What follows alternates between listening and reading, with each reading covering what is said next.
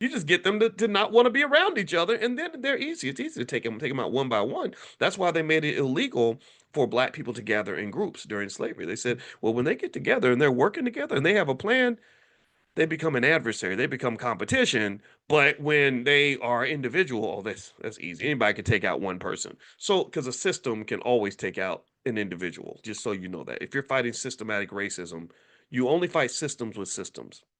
Just like if you're in a derby and you're crashing into cars, you don't want to crash into a car with your body. You need a car. You need a vehicle. You need something that's going to allow you to be protected. You can't just say, "Well, I'm so strong, I'm going to tackle this car." It doesn't work. So literally trying to as an individual overcome a system is like it's like a football player trying to defeat a football team.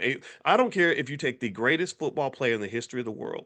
If you take Tom Brady, Deion Sanders, any of the greatest players ever, one player could never defeat an entire team. So systematic racism is a team sport. Capitalism is a team sport. All this stuff, these obstacles and barriers that you run into, that's a team sport. But for some reason, people tell us to fight this as individuals. Doesn't work. Let's move on. So Dr. Mary Stoddard, in addition to now, this is where generational blessings can be passed as readily as generational curses. So, because of what her parents taught her when she was young, they valued education, they valued each other, they all contributed to the family. Principles that we talk about in my book, The 10 Commandments of Black Economic Power. So, Dr. Mary Stoddard, she didn't go and get pregnant by three rappers. She didn't go and have babies with three random dudes. She picked a great husband, Dr. Marcus Stoddard, who is a smart man, a stable man, a committed family man, and a provider like no other. And she stuck with that man. She didn't decide to leave, because the sex could have been better. She didn't decide that she had a bad month and that she needs to get a new baby daddy. She picked one guy.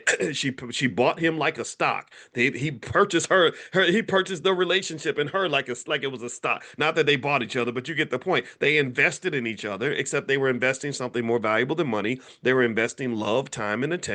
And so they took each other in and they became assets to each other.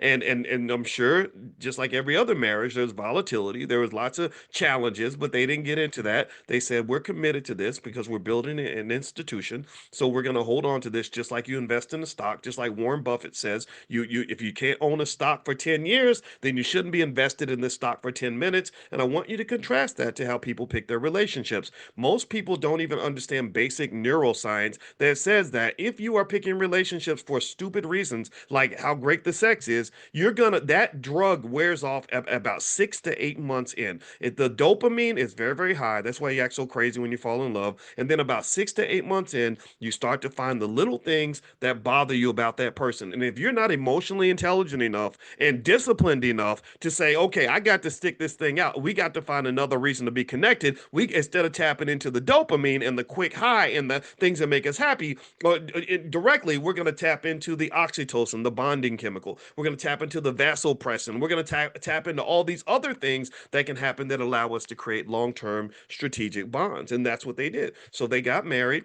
had 5 kids, and the 5 kids that they had, every single one of Mary Stoddard's 5 children is either a PhD or a medical doctor. Every single one. 5 for 5. 5 for 5.